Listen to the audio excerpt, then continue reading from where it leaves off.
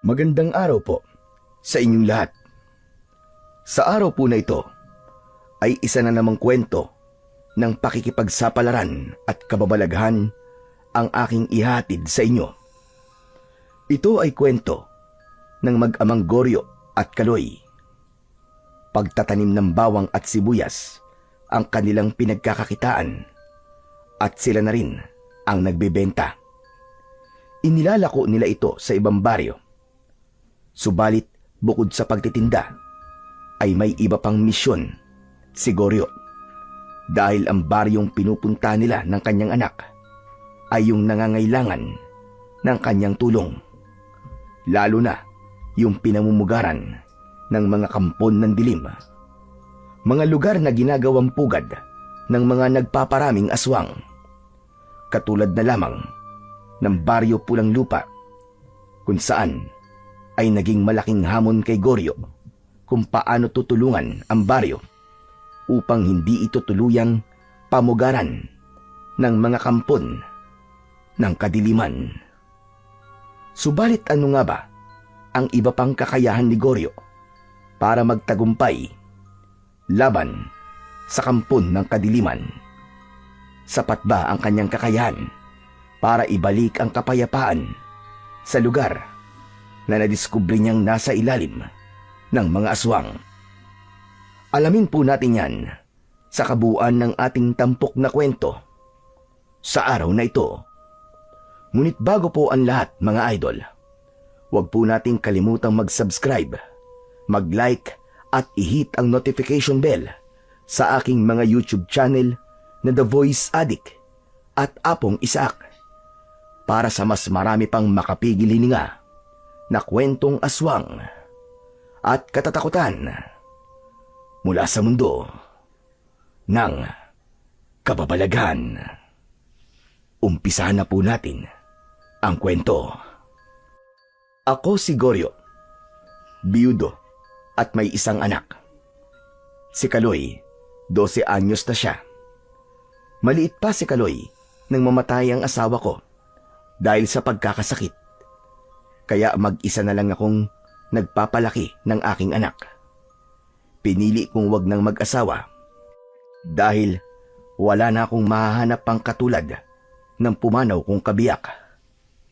Matagal na rin ng pangyayaring nais kong ibahagi. Malalim na ang gabi ng pagkakataong yon at mahimbing ang aking tulog nang gisingin ako ng anak kong si Kaloy. Tay! Tay, gising na po! Tay, gising na! Ano ba naman, Kaloy? Ang sarap-sarap ng tulog ko eh. Nagigising ka. Hindi ka na sanggol para magpatimpla pa ng gatas. Pambihira ka, oo. Tay, hindi po ako magpapatimpla ng gatas. Ano bang problema mo? Sumasakit ang tiyan mo. Kung bakit kasi ang dami mong kinain eh. Kaya yan, sumasakit tuloy ang tiyan mo. Magpapasama ka ba sa pagpunta sa Casillas para magbawas? Ikaw na lamang ang pumunta doon, anak. Antok na antok pa ako eh. Tay, hindi po ako magpapasama sa Casillas na nasa likod po ng bahay natin. Saka, hindi naman po sumasakit ang tiyan ko eh. Oh, kung ganun, bakit mo ako ginigising? May narinig po kasi akong kaliskos. Parang may ibang tao, tay eh. Anak ng ibang tao? Saan? Sa kami narinig na ibang tao?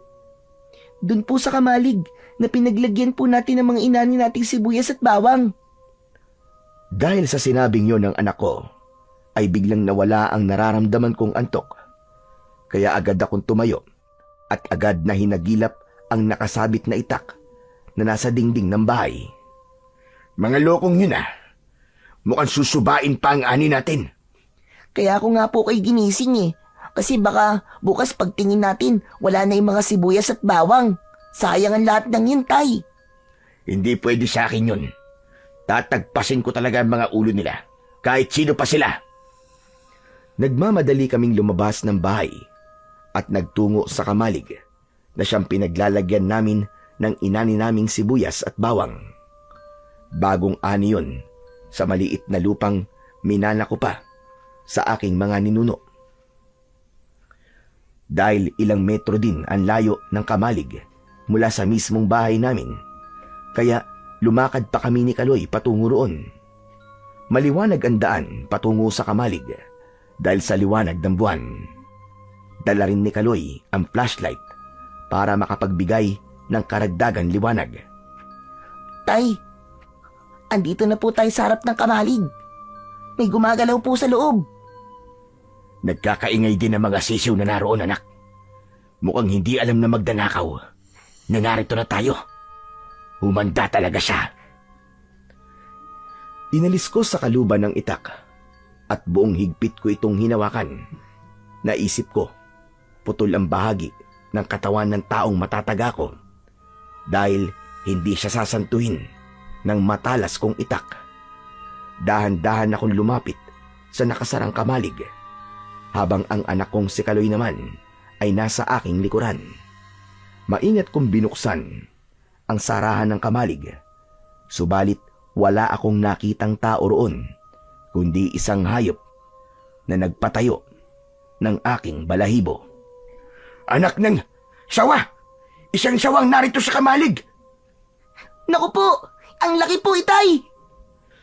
Kitang-kita namin ni Kaloy ang sawa na nilalantakan ang alaga naming manok na naroon sa loob ng Kamalig. Subalit naisip ko na marahil ay nagugutom lamang ito at hindi tamang saktan at patayin. Kaya itinaboy na lang namin ni Kaloy upang lumabas ng Kamalig ang naturang hayop. Anak nang, nabawasan ang dalawang manok natin na narito sa kulungan. Oo nga po, pero nagkamali po tayo. Hindi pala magnanakaw ng ani natin nang pumasok dito sa Kamalig, Tay. Kundi magnanakaw ng manok. Sawa pala. Hayaan na lang natin yun. Gusto lang mabuhay nun sawa. Wala na mag-isip yun eh. Kaya nagawa niyang manginain ng alaga natin. Pero Tay, may mga bawang at sibuyas din po tayo na nakatambak sa Kamalig. Ba't nakapasok pa rin po ang sawa? Hindi po ba siya natakot? Akala ko po ba pwedeng pangontra ang bawang pati ang mga sibuyas sa ahas? May nagsasabi na pwede. Meron namang hindi raw epektibo. Pero siguro kapag dudurugin ng bawang o babalatan ng sibuyas, ay lalabas ang matapang na amoy nun na pwedeng pangontra talaga sa ahas. Pero kung ganitong may mga balat pang sibuyas at bawang, aba, maaaring hindi talaga katakutan ng ahas. Siguro nga po. Kasi ang bawang at sibuyas, kapag hindi pa nahihiwa at nadudurog, hindi naman po matapang ang amoy di ba? Ganun na nga. Pero magpasalamat pa rin tayo. Dahil sawa pala ang nakapasok sa Kamalig. Dahil kung taong magnanakaw yan, baka pinasan na yung bawang at sibuyas natin na nasa sako at wala nang itinira. Oo nga po, Tay. Okay na rin po na sawa na lamang po. Yun ang istorbo po sa atin. Kaya nga bukas na bukas ay kailangan maitindala natin yung ani natin para maging pera na. Tay, saan po natin nilalako? Siyempre, dun sa lugar na nangangailangan ng sibuyas at bawang. Tama po kayo, Tay. Kaya naman kinabukasan ay naghanda na kami ng anak kong si Kaloy upang umpisahan ng ilako ang sibuyas at bawang na aming inani. Kinuha ko na ito sa Kamalig at inilagay sa kariton na gagamitin namin ng aking anak sa paglalako. Okay na po to, Tay. Pwede na po tayong umalis. Ilang oras din ang gagawin natin paglalakbay dahil sa Bagyo Pulang Lupa tayo magtitinda. Hindi po tayo makakauwi kaagad. Medyo malayo po yun, di ba? Oo, kaya nga kailangan na rin natin magdala ng ilang gamit para makatiyak din tayo na meron tayong magiging pamalit. Sige po, Tay. Kukuha lang po ako ng ilang gamit natin. O siya, sige anak. Pumasok ka na sa kwarto at kumuha ka ng ilang damit na kailangan natin. Nang ganap ko nang naihanda ang mga kailangang dalhin, ay sinimulan na namin ni Kaloy ang paglalakad na tulak-tulak ang kariton. Sa daan, habang naglalakad kami patungo sa mismong lugar na paglalakuan ng bawang at sibuyas, ay may bumibili na rin. Kaya pinagbebentahan na rin namin para kahit papano ay may pambili kami ng pagkain. Umabot din ng halos 3 oras bago kami nakarating sa baryo Pulang Lupa. Sinimulan kagad naming magbenta ng mga dala naming sibuyas at bawang. Tahimik naman ang baryo Pulang Lupa. Tila ba payapa ang paninirahan ng mga tao sa lugar na yon. Nagtawag na ang anak kong si Kaloy upang ipaalam sa mga naninirahan doon ang pagtitinda namin ng sangkap sa pagluluto. Sibuyas! Bawang! Bili na po kayo! Bagong ani po ito at mura lamang! Bili na po kayo! Sibuyas! Bawang!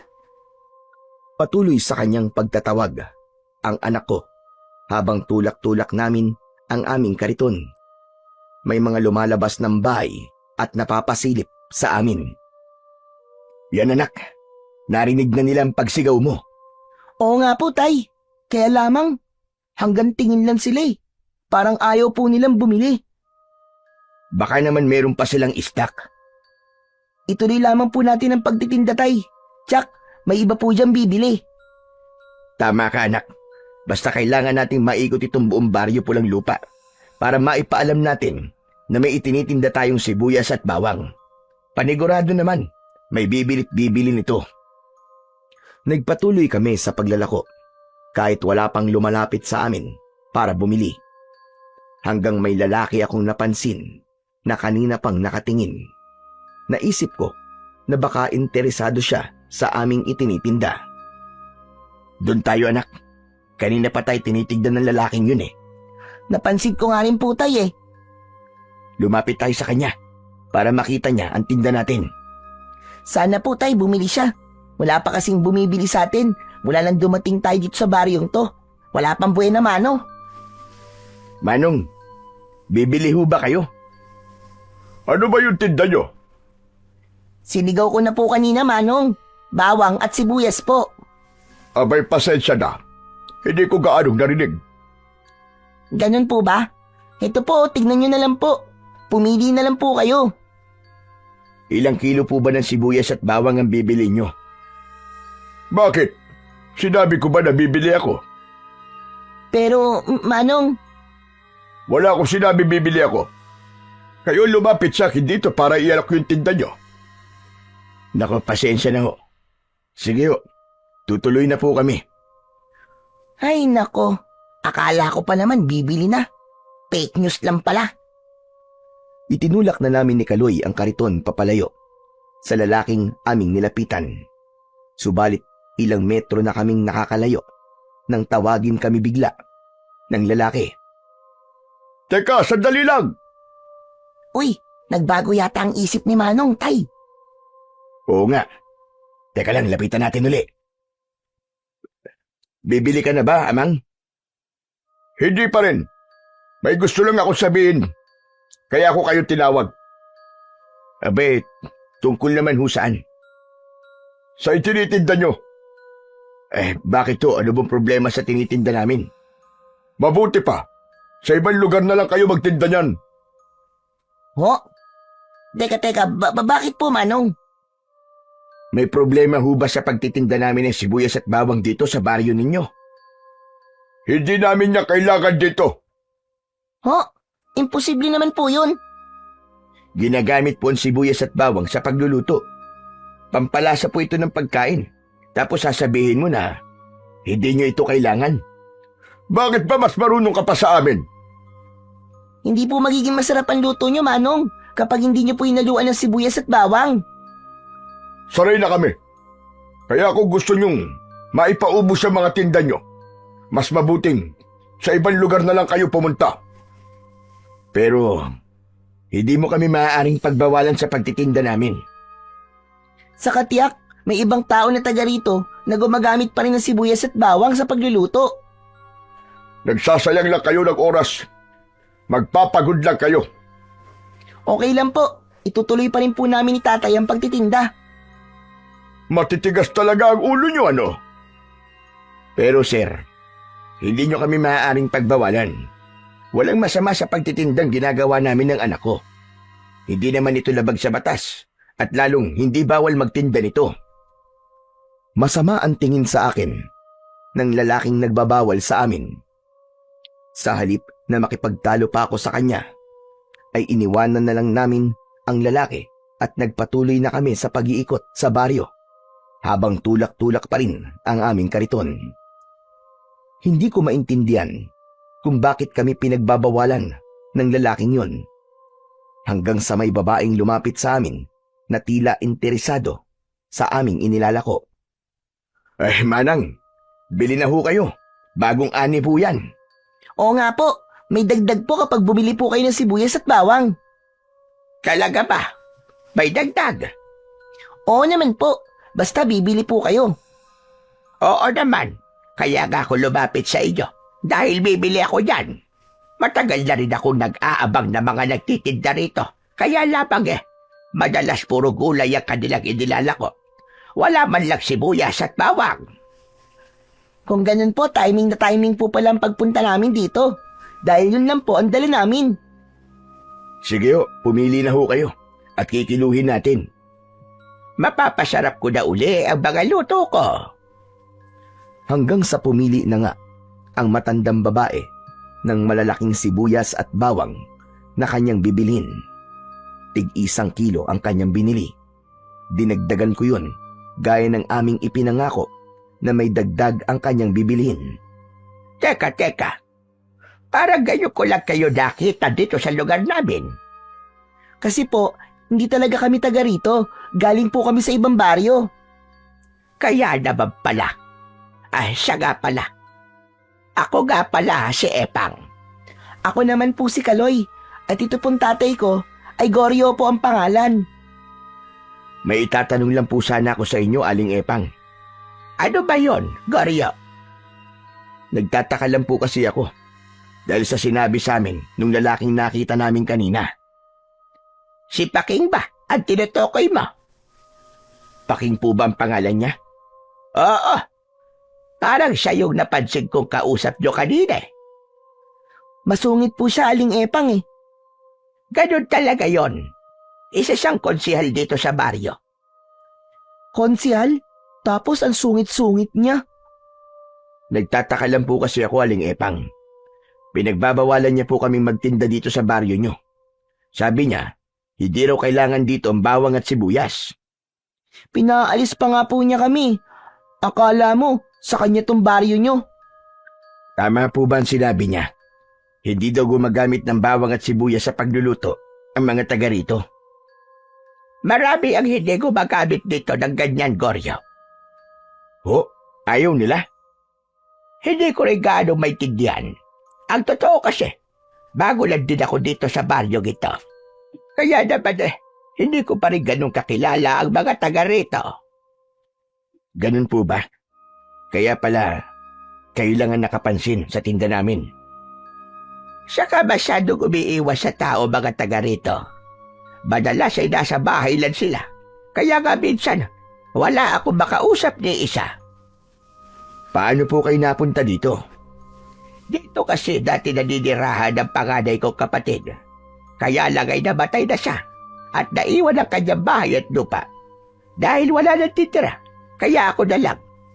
Dahil nangungupahan ako sa dati kong tinitirhan, kaysa ipagbili ko, nilipatan ko na lang.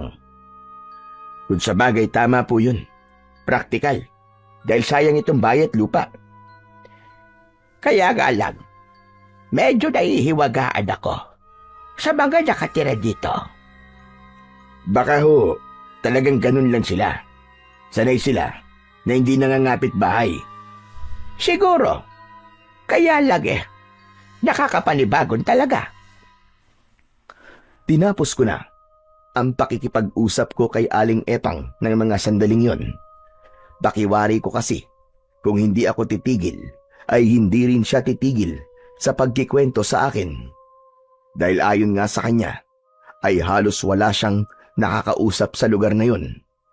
Mas gusto raw kasi ng mga nakatira sa baryo na yon ay manatili lamang sa loob ng kani-kanilang bahay. Bagay na medyo naging palaisipan din sa akin. Kaya habang ipinagpapatuloy namin ni Kaloy ang paglalako, ay hindi naiwasan ng anak ko na magtanong. Tay, bakit po kaya ganun na mga tao rito, no? Anong ibig mong sabihin, anak? Yung sinabi po ni Aling Epang kanina, Parang gusto daw po ng mga taga rito na nagkukulong lang po sa bahay nila. Ayaw ba nilang makipagkaibigan? May ganung uri talaga kasi ng tao, anak. Mas komportable sila na nag-iisa lang. Ayaw nilang nakikihalubilo. Bakit po? Natatakot po ba sila sa tao? Baka naguguluhan lang sila kapag may ibang tao. Ay, ang lungkot naman po ng ganun. Ayaw nilang makipagkaibigan. Habang ipinagpapatuloy namin ang pagtitinda, ay talagang kapansin-pansin, nakakaunti lamang ang tumatawag sa amin para bumili ng aming tindang sibuyas at bawang. Hanggang abutin na kami ng hapon. Papauwi na kami ni Kaloy nang biglang dumilim ang aming paligid. Tay, ang dilim po ng langit. Oo nga, anak. Parang may nagbabadyang malakas na ulan. Naku, paano po tayo nito, Tay? Kailangan makauwi na tayo, anak, bago pa tayo abutan. Pero Tay, bakit hindi na po tayo umabot sa bahay natin? Jack, babagsak na po ang ulan. Hindi pa halos kami natatapos sa pag-uusap namin ng anak kong si Kaloy nang biglang pumatak na nga ang ulan. May hinang patak pa lang yun. Tay, yan na nga po, umuulan na. Mukhang hindi na nga tayo makakauwi nito, anak. Tay, malapit dito ang tirahan ni na Aling Epang, di ba? Kung doon kaya muna tayo pumunta. Pwede naman, anak. Mukha namang mabait siya eh. Oo, Tay. Marami nga siyang kinuwento sa atin kanina, di ba? Baka nga matuwa pa yun dahil maitutuloy na natin ang pakikipagkwentuhan natin sa kanya. Agad akong nagdesisyon dahil tiyak aabutan kami ng malakas na buhos ng ulan. Lalo nang dumilim ang kalangitan. Kaya nagtulong na kami ni Kaloy na itulak ang kariton patungo sa bahay ni na Aling Epang. Habang nagmamadali kami sa pagtutulak, ay sumabay na rin ang malakas na buhos ng ulan. Kaya nang makarating kami sa bahay ni na Aling Epang, ay malakas ang naging pagtawag ni Kaloy. Aling Epang! Aling Epang! Yoo! Aling Epang, kami po ito! Yung nagtitinda ng bawang at sibuyas! Salamat na lamang at agad yung narinig ng matandang babae at pinagbuksan kami kagad ng pintuan. Aba, Goryo, Kaloy, kayo pala yan. Naku po, inabutan na kayo ng ulan sa inyong pagtitinda. Oo nga po eh. Aling Epang, pwede po ba kaming makituloy sandali? Aba, oo. Sige. Pumasok kayo. Pasok! Anak, pumasok ka na at kukunin ko pa itong tinda nating sibuyas at bawang. Buti na lang nailagay ko na sa dala natin sako bago pa bumuhos sa malakas na ulan. Pag nagkataon, basaan lahat ng yan. Nauna nang pumasok ng bahay ni Aling Epang si Kaloy. Sumunod na rin ako na dalaan sibuyas at bawang na nasa sako. Dito na lang muna itabi ang paninda nyo, Goryo. Sa bandarian. Salamat po, Aling Epang. Nako, basang-basa na tuloy kayo. Ayos lang po. May dala naman po kaming damit ni tatay, kaya magpapalit na lamang po kami. O sige, pagpalit na muna kayo.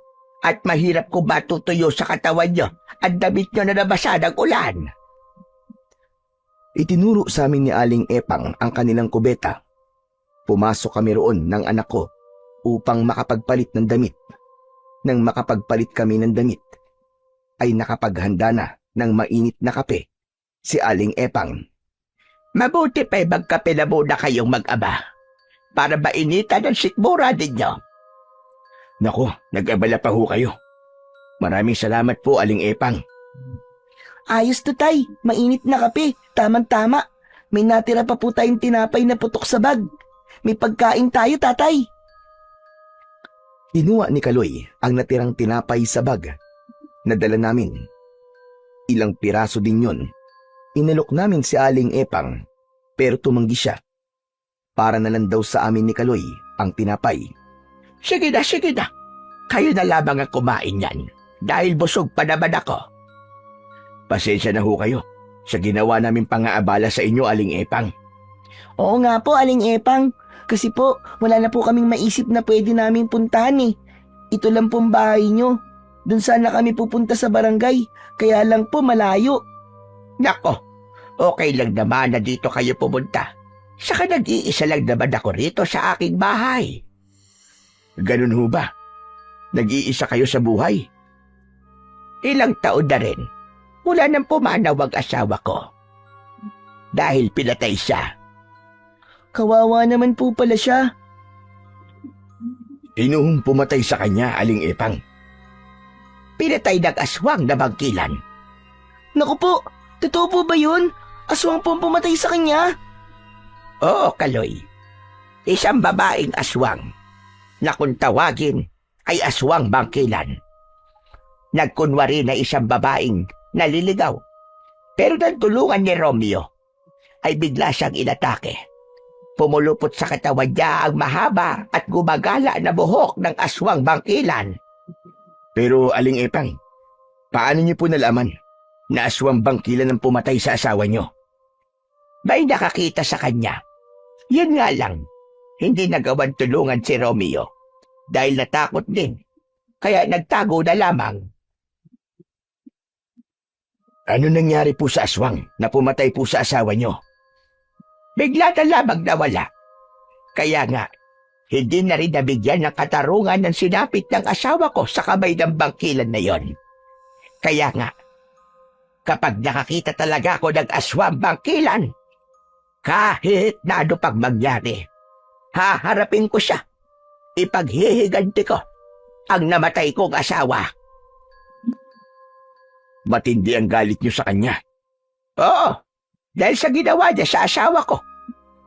Napakabait ng asawa ko, hindi mo na itatanong. Pero dahil lang sa bangkilan na yon, nawala siya. At naiwan akong nag-iisa. Ramdam ko ang sakit na dinaranas ni Aling Epang.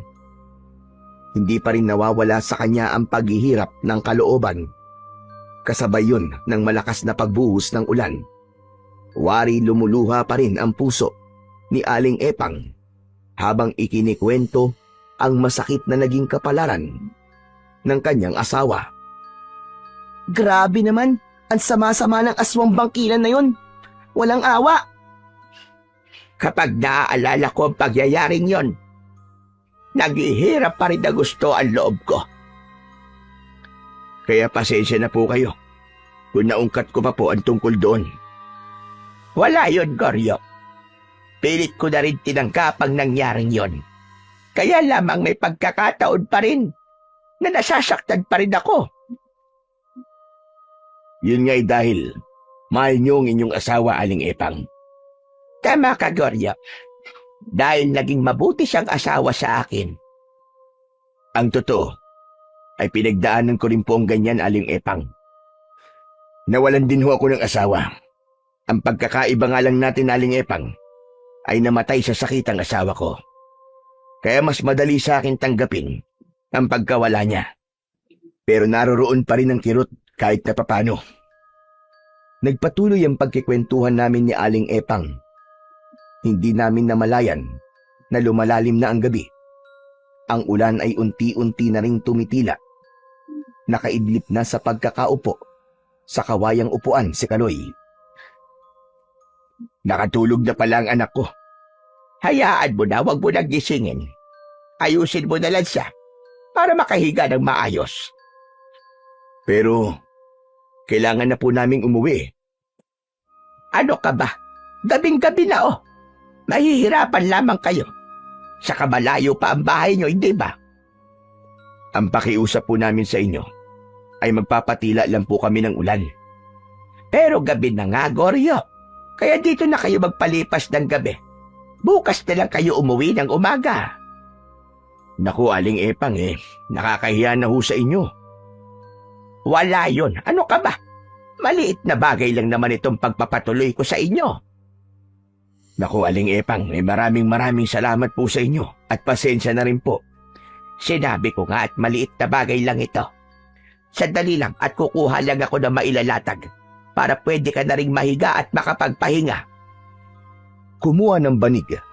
Nayari sa buri si Aling Epang at ibinigay sa akin para gamiting panlatag.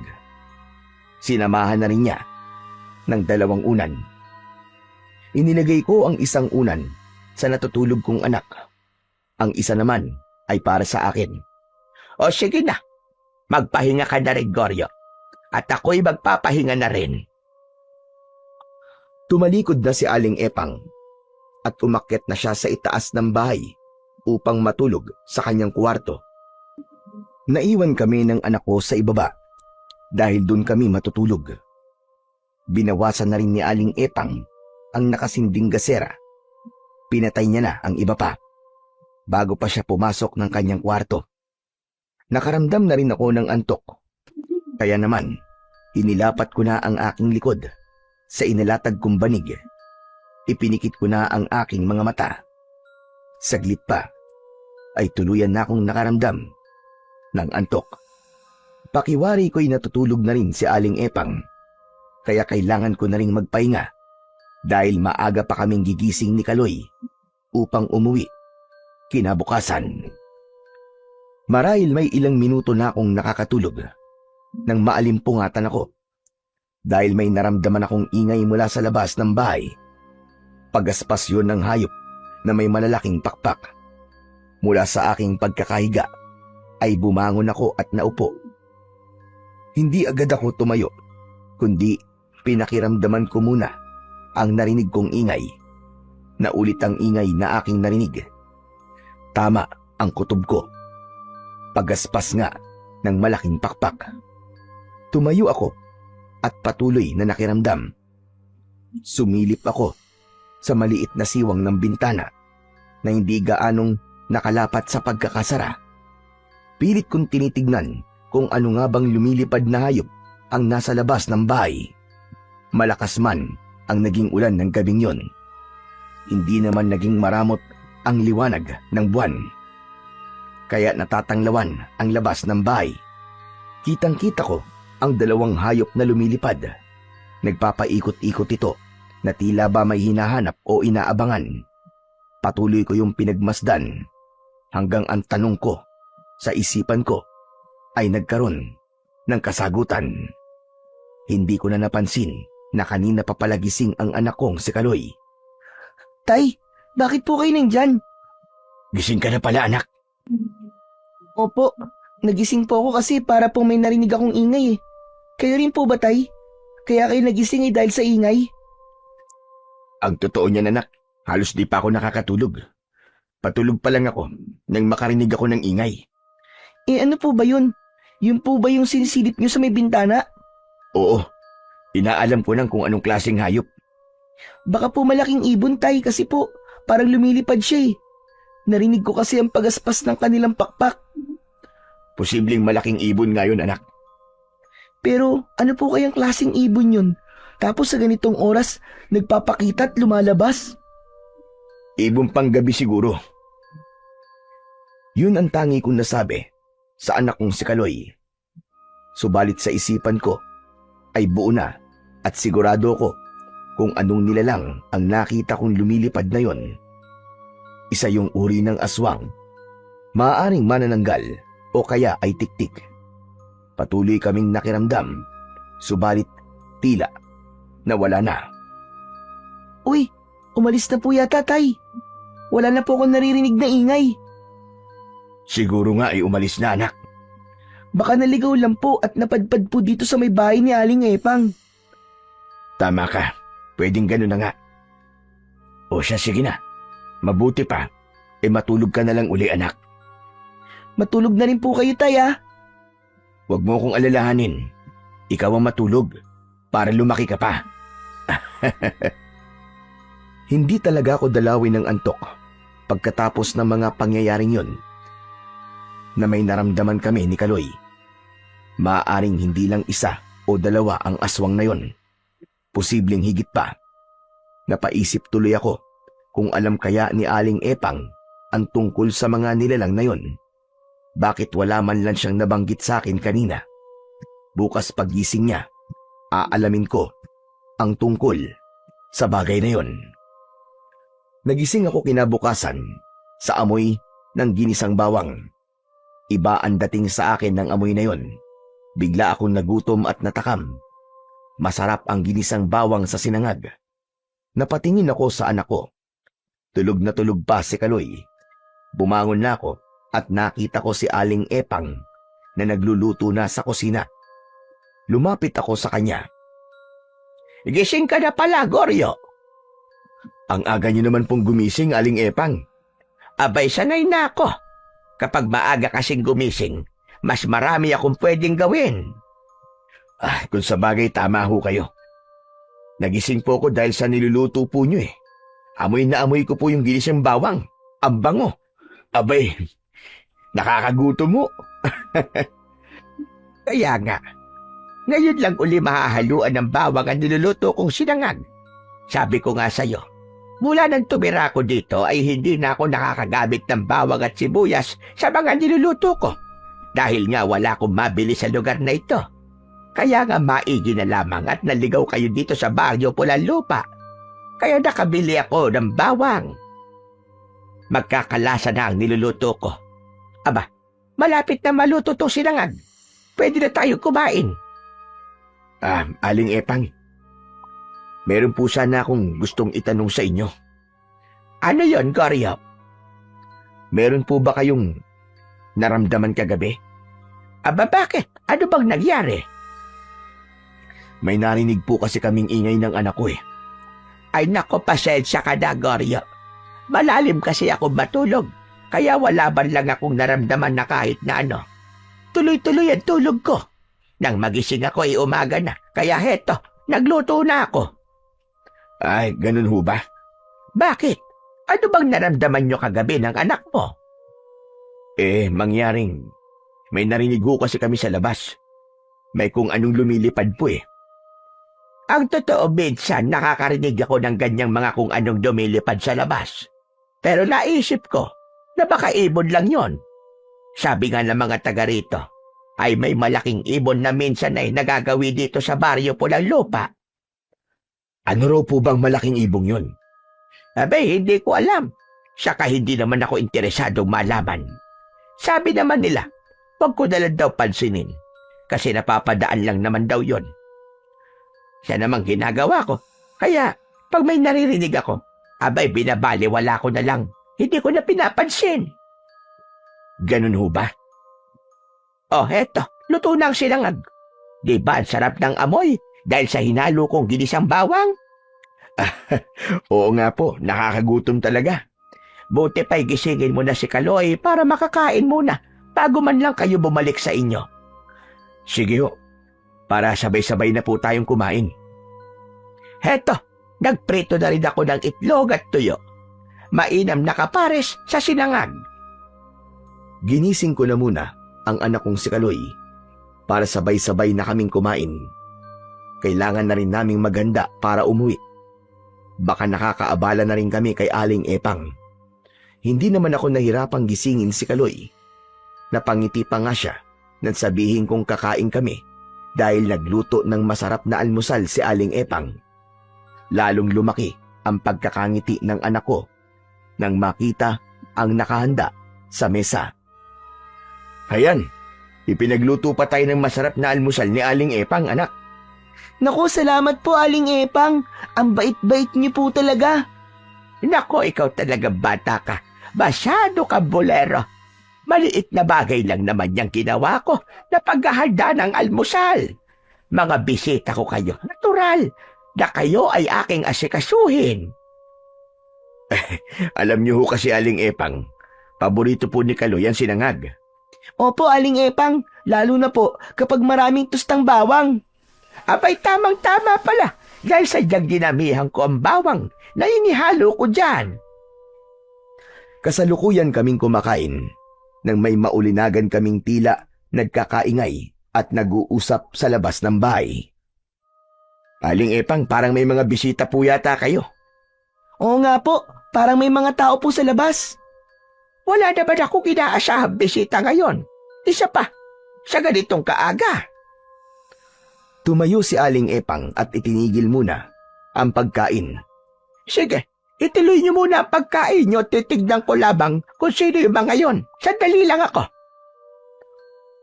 Tumuloy ang matandang babae sa pinto ng kanyang bahay. at bahagya yung binuksan. Ganun na lamang ang pagtataka niya. Maging ako'y napakunot ng noo at nagtaka rin sa aking nakita na naroon sa labas ng bahay. May mga taong naroon, tila mga kapitbahay ni Aling Epang. Nakatingin sila sa matandang babae na nasa may pintuan. Masama ang tingin ng mga ito, bagay na ipinagtaka naman ni Aling Epang. Kaya inusisa niya ang ilang kapitbahay na naroroon. Bakit ba? Ano bang problema niyo? Sakan sama niyo yatang makatingin. Kaya aga-aga eh. Walang narinig na sagot si Aling Epang. Nakatitig lang sa kanya ang mga ito. Masama pa rin ang pagkakatingin sa matandang babae. Nang hindi pa rin sumasagot ang mga ito, ay isinara na lamang nito ang pinto at bumalik na sa harap ng mesa. Napapailing na lamang si Aling Epang. Bakit po kaya sila naroon sa labas at nakatingin lang po sa bahay nyo? Aba, ewan ko ba sa mga yon? Nagmumukha silang baliw sa ginagawa nila. Baka po nagugutom sila at gusto rin pong makikain. Tinatanong ko nga kung ano problema at kung may kailangan sa akin. Abay, hindi naman nagsasalita. Bahala ka sila kung ayaw nila magsalita. Problema na nila yon. Ipinagpatuloy na lamang ni Aling Epang ang pagkain. Ngunit sa bahagi ng utak ko ay hindi ko maiwasang mag-isip ng dahilan. Subalit sa isipan ko lamang yon, hindi ko pa kayang ipaalam kay Aling Epang. Sa palagay ko ay ang paggamit ni Aling Epang ng bawang sa kanyang nilulutong sinangag ang dahilan ng pagpunta ng mga taong yon. Posibleng naamoy nila ang halimuyak ng ginisang bawang na sangkap ni Aling Epang sa kanyang niluluto. Hindi nila nagustuhan ang amoy ng bawang, lalo na't ayon na rin sa matandang babae na maraming ulit nang sinabi sa kanya na hindi gumagamit ng bawang at mga sibuyas sa pagluluto ang mga naninirahan doon. Kaya nga isang bagay lamang ang naisip ko. Posible kayang mga aswang ang mga taong nakatira sa lugar na yon? O baka naman hindi lang talaga sila sanay sa amoy ng bawang. Ilan yon sa mga tanong na nasa aking utak. Bigla ka yatang huminto sa pagkain mo, Goryo. May pumasok lang po sa isip ko, Aling Epang. Tungkol sa mga baliw kong kapitbahay ba? Para nga po silang nababaliw, Aling Epang. Kasi po, dahil lang po sa amoy ng ginisang bawang, apektado na po agad sila. Bahala ka sila sa buhay nila. Basta ako, lalagyan ko ng bawang at sibuyas lahat ng iluluto ko. Ay nako, bahala sila kung hindi nila gusto ang amoy. Tama po kayo, Aling Epang. Wala silang karapatang pagbawalan kayo sa kung paano kayo magluluto. Ganun na ka. Sino ba sila, di ba? Para ako ay pakialaman sa pagluluto ko. Hindi ko rin naman sila pinakikialaman. Saka, sa kanila ba ako humihingi ng pambili ng bawang at sibuyas? Hindi naman, di ba? May kanya-kanya kaming buhay. Walang pakialamanan. Nang matapos kaming kumain, ay gumayak na kami ni Kaloy upang umuwi na ng bahay. Pero naisip ko, wala namang kaming gagawin doon. Hindi na po muna tayo uuwi, Tay. Oo, anak. Kung hindi kayo uuwi, abay saan kayo pupunta? Marami-rami pa naman po yung dala naming kalakal eh. Kaya ipagpapatuloy na lang po namin ang paglalako ng sibuyas at bawang. Pwede rin naman. Saka mapapagod lang kayo kung uuwi kayo, tapos babalik uli dito sa baryo namin. Yun na nga ho naisip ko. Kaya mas mainam po kung ipagpapatuloy na lang po namin ang paglalako. Siguro kung mapapaubos namin ang aming paninda, saka na lang po kami uuwi para po kumuha uli. Okay lang po sa akin yun, Tay. Maaari pa rin kayong tumuloy dito sa bahay ko kahit kailan. Talaga po, Aling Epang? Oo naman, Kaloy. Sabi ko nga sa inyo, hindi ko naman nakakausap ang mga kapitbahay ko, hindi ba? Mainam nga na nagawi kayo rito. Kahit papano, ay hindi na mapapanis ang laway ko. Dahil meron akong nakakakwentuhan. Salamat po uli sa inyo, Aling Epang, ha? Sige ho, tutuloy na muna kami para ipagpatuloy na po ang pagtitinda namin. Siya nga pala. Kumuha na po kayo ng karagdagang sibuyas at bawang. Libre na po yun. Kahit papaano po makabayad man lang po kami sa pang-aabala namin sa inyo. Saka po sa masarap na almusal, Aling Epang. Grabe, ang sarap po talaga ng sinangag na may tuyo at itlog. Wala yon. Maliit na bagay lamang. Pero nabawasan po ang budget nyo dahil sa amin. Okay lang yun, Goryo. Saka malapit na magkatapusan, may matatanggap na naman akong pensyon. Pensyonada ho pala kayo. Dati akong nagtrabaho sa gobyerno. Kaya, nang magretiro ako, may natatanggap akong pensyon buwan-buwan. Kahit paano sapat yung natatanggap ko. Minsan nga may sobra pa. Ang sarap po pala ng buhay nyo, Aling Epang. Ano bang masarap ang sinasabi mo? Malungkot nga. Dahil nag-iisa na ako sa buhay. Magpapaampon na lamang po ako sa inyo, Aling Epang. Abay, pwede naman. Papayag ba naman ang tatay mo? Ikaw talaga, Kaloy, puro kakalokohan. Bakit? Gusto mo na ba akong iwan? Siyempre hindi po, Tay. Joke lang naman po yun eh. Pwede ko po ba naman kayong iwan? Siyempre hindi po. Love na love ko po kayo eh. O siya, baka magkadramahan pa kayo. Sige na, tumuloy na kayo para maipaubos nyo na yung paninda nyo. Sinimulan ko nang itulak ang kariton na may lamang sibuyas at bawang. Nakitulak na rin sa akin si Kaloy at tuloy-tuloy na kami na naglakad papalayo sa bahay ni Aling Epang.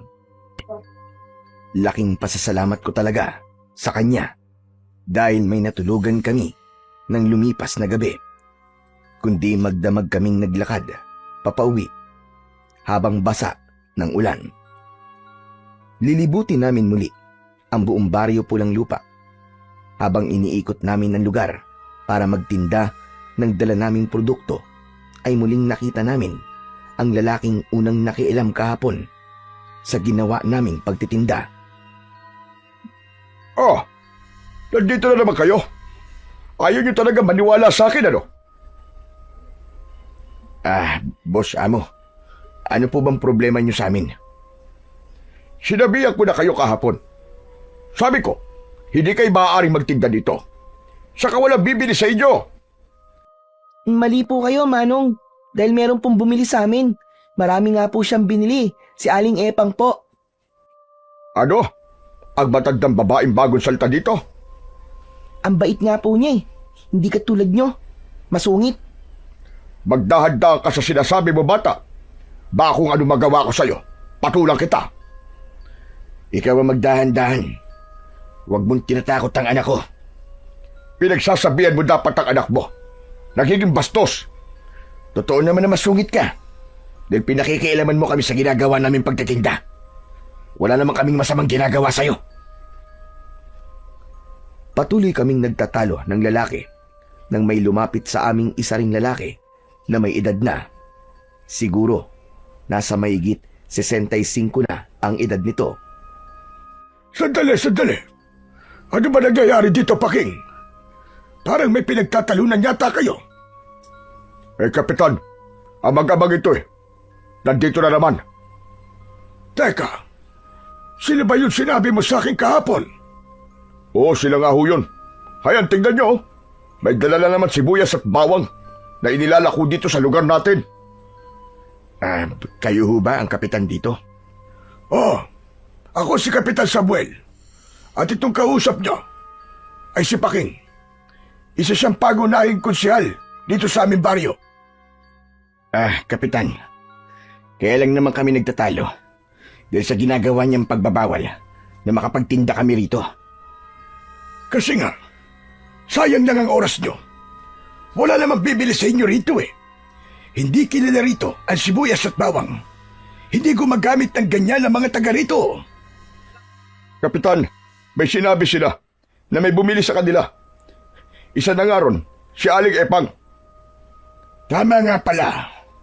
ang aking kutob. Bakit, Kapitan? Anong gagawin niyo kay Aling Epang? Mali po ba yung ginawa niyang pagbili sa amin ng sibuyas at bawang? Wala ka ng pakialam doon, lalaki. Goryo po ang pangalan ko, Kapitan. Ako naman po si Kaloy. Kapitan, pagbabawalan niyo rin ba kaming magtinda rito? Hindi. Pero Kapitan, hayaan mo lang sila, Paking. Gusto lang naming mabuhay. Sa pagtitinda ng bawang at sibuyas, nang gagaling ang ginagamit namin sa araw-araw. Sariling ani po namin ang mga tinitinda namin. Kaya nga, sige lang, gawin nyo lang ang pagtitinda nyo. Yun nga lang, tulad na sinabi ko, baka masayang lamang ang oras nyo rito. Baka walang bumili sa inyo, maliban na lamang kay Aling Epang. Kapitan, may iba pong bumibili din sa amin. Saka, iaalok din namin sa ibang taga rito. Baka kasi hindi pa nila nasusubukan gumamit ng ganito sa kanilang niluluto. Kaya sinubukan nila. At baka kanila ding magustuhan. Sige lang, kayo ang bahala. Paking, tara na. Sumama ka sa akin at may pag-uusapan tayong dalawa. Iniwan na kami ni na Kapitan Samuel at Konsehal Paking. Nanatili pa ring palaisipan sa akin ang lahat. Bagamat naroon na sa likod ng utak ko ang pagdududa. Kaya lamang, hindi ko pa rin yun napapatunayan. Kung sila nga ba ay mga taong may ikinukubli. Na pagsapit ng dilim ay lumalabas ang tunay nilang katauhan. Ipinagpatuloy namin ang paglalako ng aming paninda. Totoong matumal yun dahil iilan lang ang bumibili at tila nagmamadali pa sa pagbili o di kaya ay tila natatakot sila na may makakita. Tay, ano po bang nangyayari sa mga nakatira dito? Mukhang tama po si Aling Epang ah. Parang may mga sapak po mga nakatira dito, Tay. Yun na nga eh. Hindi ko rin maintindihan, anak. Kakaiba talaga ang kanilang mga kinikilos. Takot bumili ng bawang at sibuyas. Tapos, yung gusto naman bumili, parang nagmamadali at nag-aalala na may makakita sa kanila. Hayaan na lang po natin. Basta ituloy na lang po natin ang pagtitinda, Tay. Buti pa nga, para maubos na itong paninda natin. Ang pagdududa kong yun tungkol sa mga taga-baryo Pulang Lupa ay ikinubli ko kay Kaloy. Umabot ng hapon ang ginawa naming paglalako.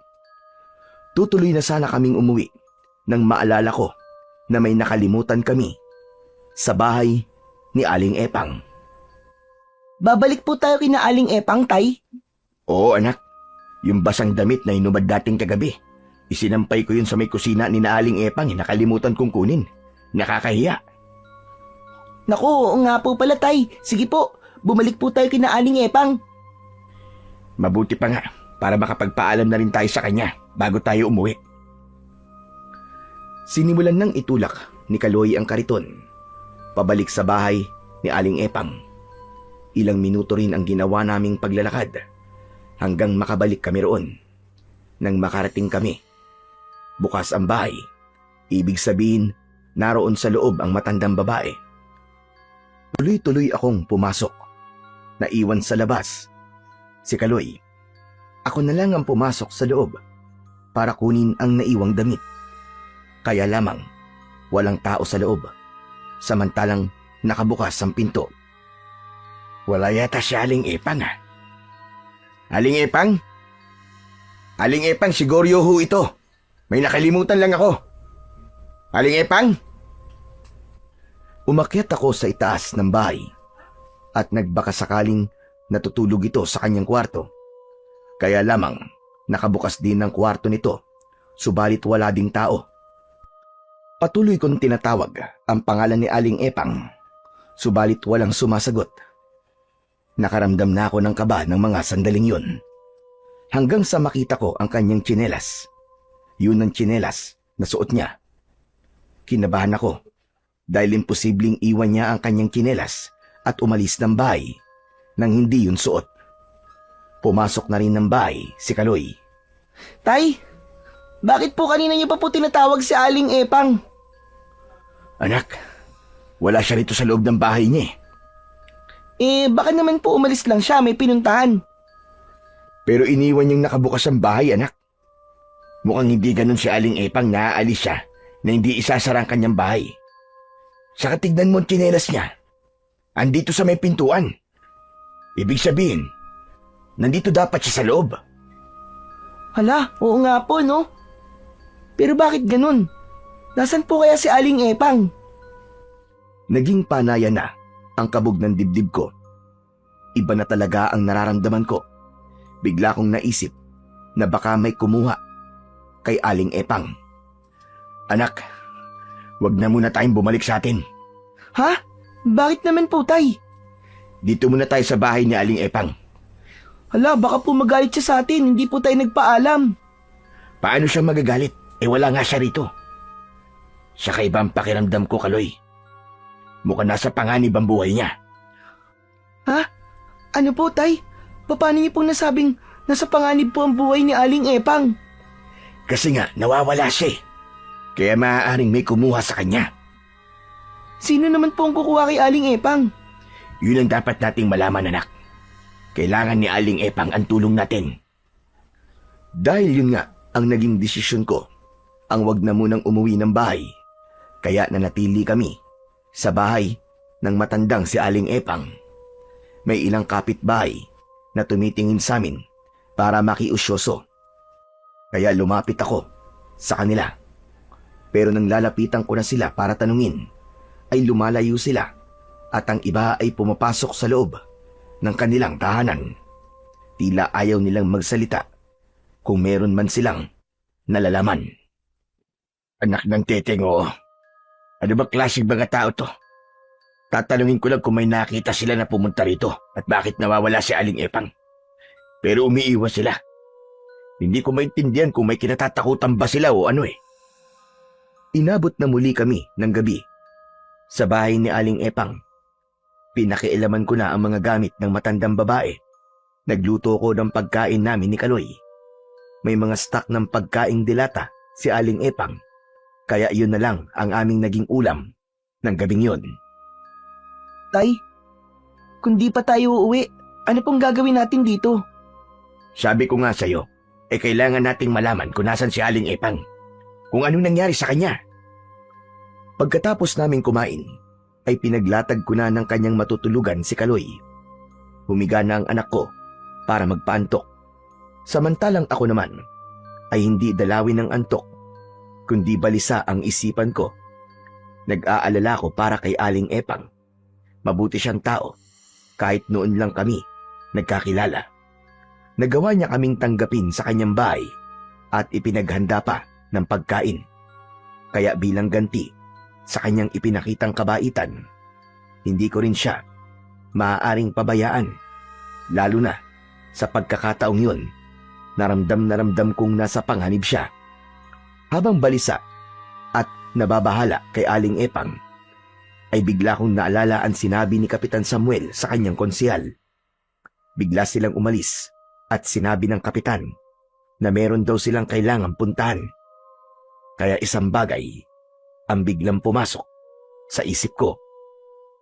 Anak nang, hindi kaya may kinalaman sina Kapitan Samuel at Paking sa pagkawala ni Aling Epang? Yun ang paulit-ulit na nagsumiksik sa isip ko. Maaaring may kinalaman ang dalawang yon. Bakit nawawala si Aling Epang? Napatingin ako sa aking anak na mahimbing nang natutulog.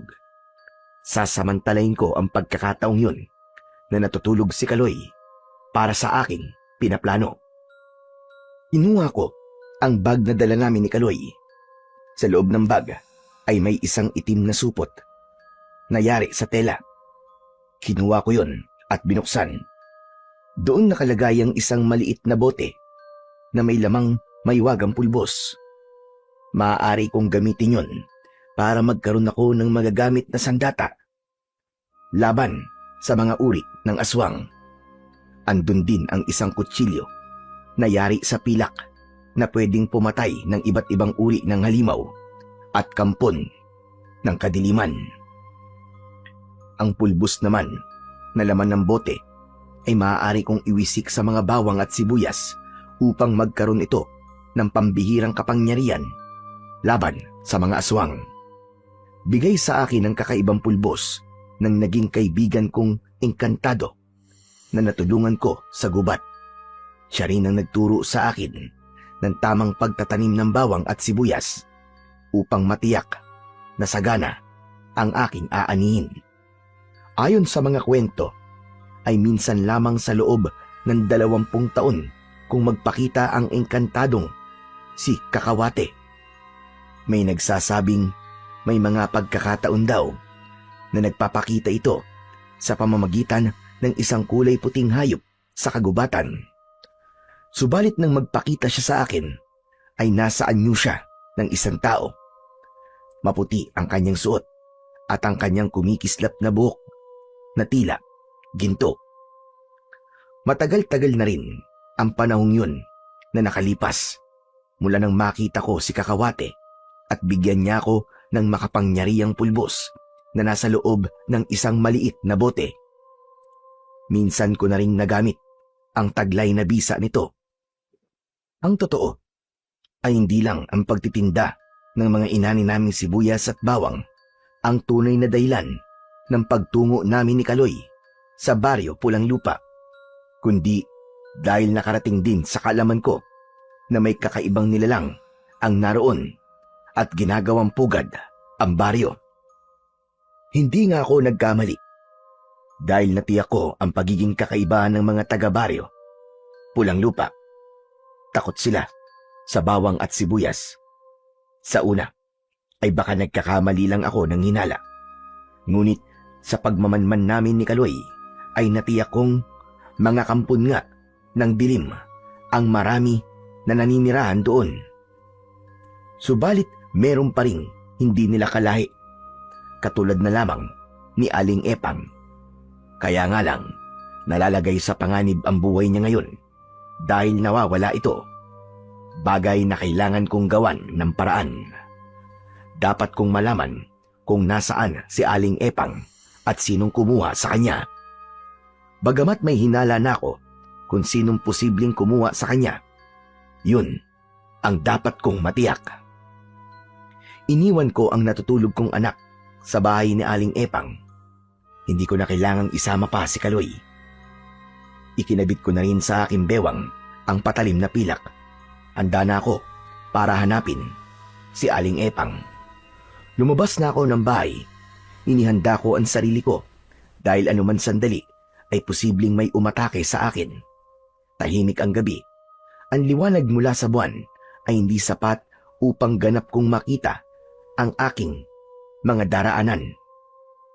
Iisa ang lugar na sinasabi ng isip ko kung saan ako pupunta. Sa barangay hall, doon ako pupunta.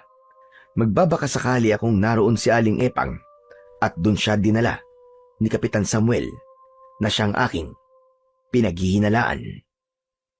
Wala pa rin akong nararamdaman at nakikitang anumang hadlang sa aking dinaraanan, bagay na ipinagtaka ko.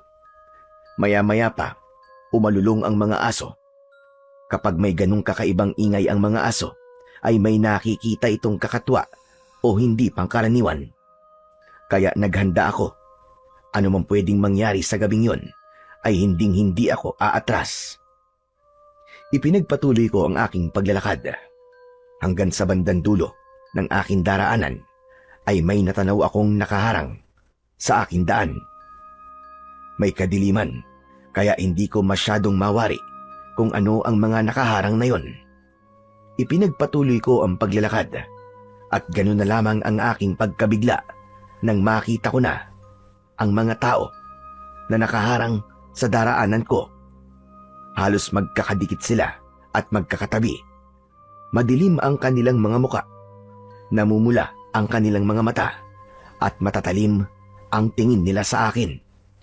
Kaya isang bagay lamang ang agad na pumasok sa isip ko. Hindi ako maaaring magkamali. Sila na ang mga aswang sa lugar na yon. Huminto ako dahil walang madaraanan. Nakaharang ang mga kakatuwang nilalang. Nanatili rin silang walang kibo.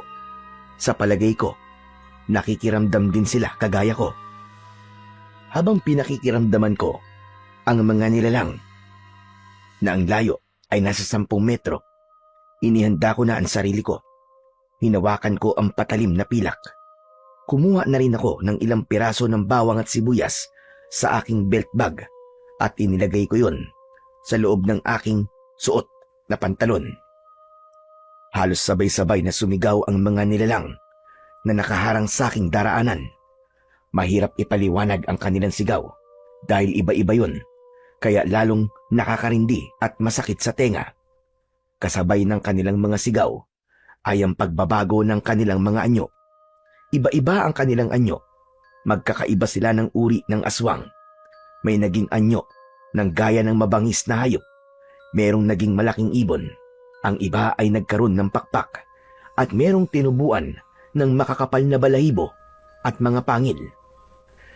Naku po, hindi lang pala isang uri ng aswang ang mga naglulungga dito sa baryo Pulang Lupa. Iba't ibang uri ng aswang ang mga to. Anak ng diablong buang, oo. Kanya-kanyang sugod ang mga ito. Alam kong hindi ko mahaharap ng sabay-sabay ang mga ito. Nagamit lamang ang patalim na pilak. Ang kapangyarihan ng bawang na binudburan ko ng pulbos ang sagot sa mga aswang na aatake sa akin. Kaya bago pa sila makalapit, ay agad kong dinukot yon mula sa bulsa ng aking pantalon. Inihagis ko yon sa mga aswang na papalapit sa akin. Nang bumagsak sa kinaroroonan nila ang bawang, ay naglabas ito ng matapang na amoy na hindi nagustuhan ng mga aswang. Nanuot sa kanilang ilong ang amoy. Iba ang idinulot nun sa mga aswang. Nakaramdam sila ng pagkahilo na tila mga lasing. Nagkakabungguan ang mga aswang na susugod sana sa akin. Ang lumilipad naman na aswang ay tila nahilo sa ere at bumagsak ng pasadsad sa lupa. Nagpatuloy naman ang paglabas ng kakaibang amoy sa inihagis kong bawang. Hindi na nila kayang tagalan yon, kaya isa-isan lumayo ang mga aswang na kanina lang ay nais na akong lantakan. Kanya-kanya sila ng takbuhan papalayo. Ang iba ay hindi mawari kung saan direksyon patutungo. Hindi alam kung saan magtatago. Ang mahalaga sa kanila ay makalayo at iwasang masinghot ang kakaibang amoy na inilalabas ng bawang. O ano? Mga dinapurak kayo ng diablo! Amoy pa lang yan, ha? Natataranta na kayo. Paano pa kaya kung ito naman sibuyas ang ihagis ko sa inyo? Di ako may paglalagyan talaga kayo. Mga impakto kayo. Salamat. Wala na sila. Pero tiyak, re-rest baka mga yun. Pero hindi ngayon yun. Dahil nahihilo pa sila sa mabahong amoy ng bawang. Natitiyak ko, sa ibang araw babalik ang mga yun. Kaya ipinagpatuloy ko ang aking paglalakad hanggang sa makarating ako sa lugar na aking pupuntahan, sa barangay hall ng baryo Pulang Lupa. Bukas ang ilaw sa loob ng tanggapan, subalit mahinang liwanag lamang yon. Nagkubli ako at nakiramdam. Nakita ko na may ilang taong galing sa loob. Pagkalabas ng mga ito ay nagmamadaling umalis. May mga tao sa loob. Posibleng naroon si Kapitan. Kailangan kong mas makalapit.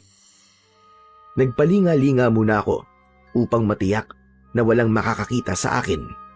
Madilim pa rin ng mga sandaling yon. Mga ilang oras pa bago humudyat ang pagbubukang liwayway. Nagawa kong makalapit sa may barangay hall. Nakarinig ako ng boses na tila ba nagmamakaawa. Kaya pilit kong pinakinggan upang malaman kung anong sinasabi. Pamilyar sa akin ang boses na yon. Hindi maaaring magkamali ang aking pandinig. Boses yon ni Aling Epang. Sila Kapitan nga ang dumukot sa kanya. Narinig ko ang pagmamakaawa ng matandang babae. Pakawalan niya ako. Maawa kayo sa akin. Bakit niyo ba ako kinuha sa bahay ko? Kailangan niyo. Ano sa inyo? Dahil pakialamera kang matanda ka. Ano bang kasalanan ko nga sa inyo? Hindi ko alam kung may nagawa kong pagkakamali. Ang ginawa mong pagbili ng mga sibuyas at bawang. Alam mo mahigpit na ipinagbabawal ang paggamit ng ganyan sa baryong ito. Bakit ba, Kapitan? Ano ba pakialam niyo kung bumili ako ng bawang at sibuyas? Hanggang ngayon pala ay wala ka pa ring alam. O talagang boba ka lamang, Aling Epang, ha? Hindi ko kayo maintindihan. Ano ba nangyayari? Kawawa ka naman. Hanggang ngayon ay hindi mo pa rin alam kung anong mga nilalang ang kasama mo dito sa baryo Pulang Lupa. Anong ibig mo sabihin, Kapitan? Malalaman mo rin. Masusurpresa ka na lang. Saka, ang ikinakagalit namin ay ang ginawa mong pagtanggap sa mag-amang tindero na pinatuloy mo pa sa bahay mo. Naawa lang ako sa kanila. Kaya tinulungan ko sila. Yun na nga eh. Lalo mo lang ginalit si Kapitan dahil sa ginawa mong pagtulong sa mag-amang yon. Dahil sa kanya, lalo lang nalagay sa peligro ang mga taga rito sa baryo. Pero hindi sila masasamang tao. Mabubuti sila. Wala akong pakialam doon. Basta't hindi ko gusto ang ginawa mo. Pakialam merong matanda. Maling pakitaan ko sila ng kabutihan? Sandali nga, Kapitan. Ano ba talagang problema nyo doon sa mag-ama? Sabihin mo nga sa akin. Dahil panganib siya sa gaya ko at mga kauri ko. Ayaw ng mga taga rito na nabubulabog sila. Kapitan, mukhang mahina talagang makaintindihan gurang na ito eh. Mas maigi pa kung malaman na niya ang totoo. Hindi ko man ganap na natiyak kung ano ba ang ibang nangyari, pero narinig ko ang malakas na sigaw ni Aling Epang. Kasunod ay ang paghalakhak ni Paking, ganun din ni Kapitan Samuel. Kaya isang bagay lamang ang naisip ko. Ipinakita nila kay Aling Epang ang tunay nilang pagkatao at ang kanilang pagiging aswang. Hindi nga ako nagkamali dahil yun sa sigaw ng matandang babae. Iska pa. Huwag kayong lalapit. Huwag kayong lalapit. Mag-aswag pala kayo. Mag-aswag pala kayo. Ngayon alam mo na kung sino kami at kung bakit ayaw namin sa bawang at sibuyas. Naiintindihan mo na ngayon, Aling Epang. Maawa kayo. Huwag niyo ako sasaktan. Maawa na kayo sa akin. Huwag kang mag-alala.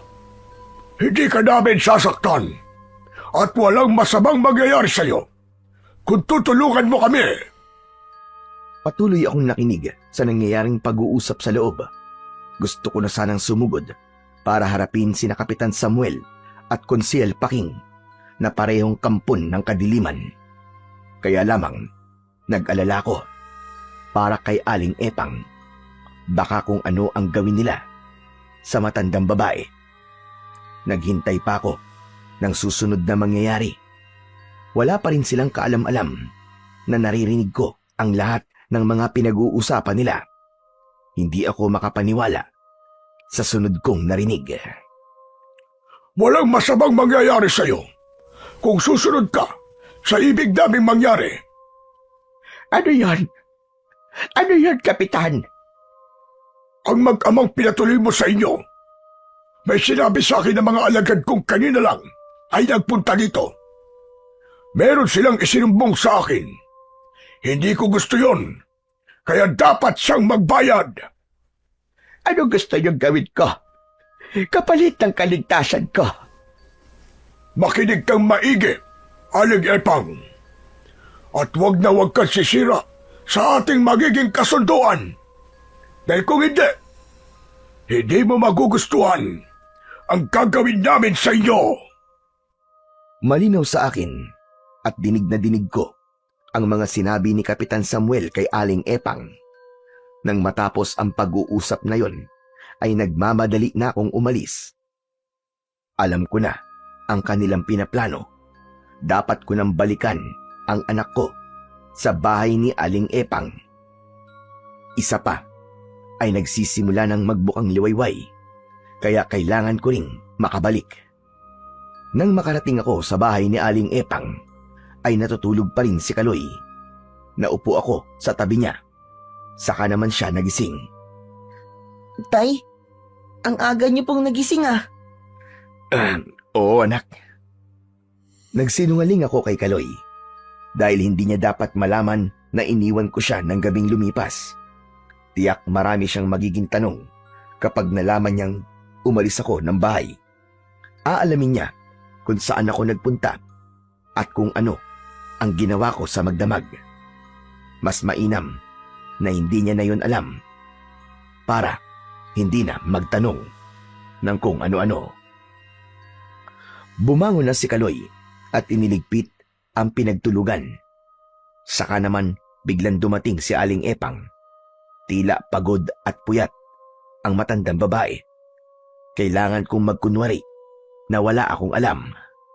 Oh, Aling Epang, saan kayo galing? Pambihira, sobra kami nag-alala sa'yo.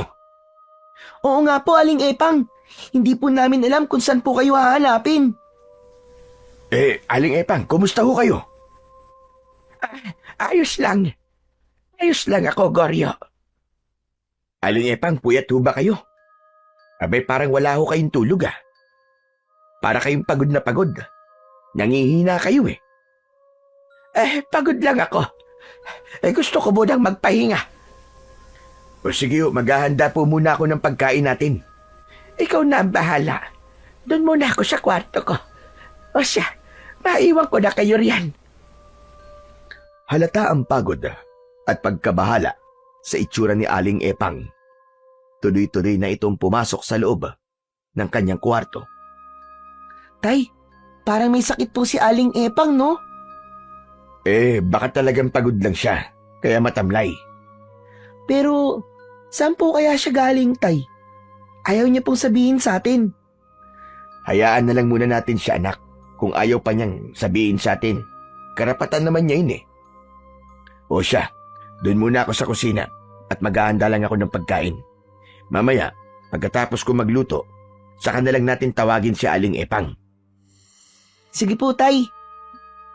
Nang makapagluto na ako, ay ipinatawag ko na kay Kaloy si Aling Epang.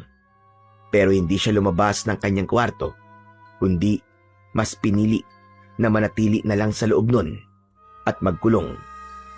Marahil naguguluhan at nag-iisip sa dapat niyang gawin dahil nga sa pinag-uutos sa kanya ni Kapitan Samuel. Hindi nalingid sa akin kung ano man yon dahil malinaw na malinaw sa aking pandinig ang lahat ng kanilang pinag-usapan. Bagay na napaghandaan ko na bago pa dumating si Aling Epang. Sumapit na muli ang gabi. Hindi na muna kami umalis sa bahay ni Aling Epang dahil nag-aalala na rin ako sa kanya. Alam kong tinakot siya ni na Kapitan at nag-aalala ito sa kung anong maaaring gawin sa kanya. Naging tahimik ang gabing yon. Nagpapahinga na kami ni Kaloy nang maramdaman kong lumabas mula sa kanyang kwarto si Aling Epang. Nagkunwari akong natutulog, samantalang nahihimbing naman ang aking anak. May pinaplano ng gabing yon si Aling Epang. Alam kong isa yon sa ipinag-uutos sa kanya ni Kapitan Samuel na siyang pinakapinuno ng aswang sa baryo Pulang Lupa. Hinayaan ko lang si Aling Epang. Kung anuman ang kanyang gagawin ng gabing yon ay napaghandaan ko na. Maya-maya pa ay narinig kong binuksan ng matandang babae ang pinto ng bahay. Lumabas siya na may dala. Nang matiyak ko na nakalayo na si Aling Epang ay saka ako bumangon. May kutob na ako sa kanyang gagawin. Kaya pinuntahan ko ang pinaglalagyan ko sa mga natirang sibuyas at bawang na nasa sako. Anak nang, wala na rito. Tama ba ang kutob ko? Kinuha ni Aling Epang ang mga bawang at sibuyas? Isa nga sa pinag-utos ni na Kapitan Samuel ay ang alisin ang mga yun dito sa bahay niya. Dahil alam nilang maaaring gawin kong pangontra yun laban sa kanila. Pero okay lang yun. Dahil ang totoo, nang dumating ako mula sa may barangay, ay agad akong nagtabi ng mga bawang at sibuyas. Pinuno ko ang belt bag na aking dala at maging ang bulsa ng pantalong ko. Hindi ko kailangan ang marami nun. Ang importante ay mabudburan ko ng pulbos para maging mabisa at magtaglay yun ng kakaibang kapangyarihan laban sa mga aswang. Sapagkat alam kong maya-maya lang ay babalik na si Aling Epang, kaya bumalik din ako sa higaan katabi ang aking anak. Hindi dapat makahalata ang matandang babae na alam ko na ang ginawa niya. Kinabukasan, nagkunwari akong walang alam. Si Kaloy ang nagtanong sa akin kung nasaan ang mga natitirang sibuyas at bawang na nasa sako. Tay, nawawala po yung paninda natin. Aba, baka naman nariyan lang yun, anak. Bakit naman mawawala yun? Wala po talaga, tay eh. Hinanap ko na nga po kanina pa pero wala po dun sa pinaglagyan natin. Sino naman kukuha nun? Lumapit ako kay Aling Epang upang itanong. Nagpatuloy ako sa pagkukunwari na wala akong nalalaman. Aba, hindi ko rin alam, Goryo. Nakita mo naman na halos maghapon at magdamag akong nagkulong lang sa kwarto ko. Mangyaring nawawala po kasi talaga eh. Hindi kaya ninakaw po yun, tay? Nako, baka nga may kung sinong dumampot nun. Nasa lisiyan tayo. Sayang naman. Pero sino po kayang kukuha nun? Di po ba ayaw namang gumamit ng ibang mga taga rito ng bawang at sibuyas? Baka ibibenta rin nila sa ibang gumagamit nun sa kanilang pagluluto. Malay mo naman, hindi ba? Tay, kung umuwi na po kaya tayo, kumuha na lang ulit tayo na natitirang sibuyas at bawang tapos bumalik ulit tayo rito para ituloy po ang pagtitinda. Pwede rin ganun. Ngayon na ba kayo aalis? Nako, bakit hindi nyo na lang ipagpabukas pa? Bakit po, Aling Epang? Kwan kasi, mas maigi siguro kung bukas na lang kayo aalis. Aling Epang, may problema ba? Meron ba kayong ikinakatakot? Wala naman. Naisip ko lang na baka mas mainam kung bukas na lang kayong umuwi. Napapaisip ako sa pagbabawal ni Aling Epang na umuwi kami. Hindi kaya may iba pa silang pinag-usapan ni na Kapitan na hindi ko nalalaman. Ang tanging alam ko lang ay inutusan siya ni na Kapitan na itapon ang paninda naming sibuyas at bawang. Bukod doon ay wala na akong alam kung anuman ang iba pang pinaplano. Pero nakahanda ako. Kaya nagdesisyon akong wag na muna uli kaming umuwi.